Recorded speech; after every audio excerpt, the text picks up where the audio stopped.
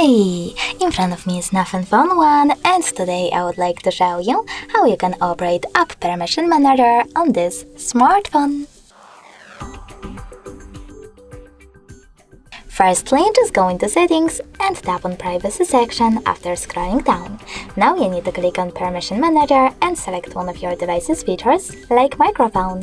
Then click on one of your apps, like phone, and select one of those options. Allow only while using the app, ask every time, or don't allow. I will go with the last one, don't allow, so now I have to click on don't allow anyway in the pop-up and click on the back button. As you can see after that, messages no longer have access to my device's microphone, but you can always go back, pick any feature and then an app that you are interested in. For example, I want to change permissions for my files. Then click on See All Files by Google Permissions instead and manage all of them only for this app from here. Thanks so much for watching. If you enjoyed this video, don't forget to leave a like, comment and subscribe.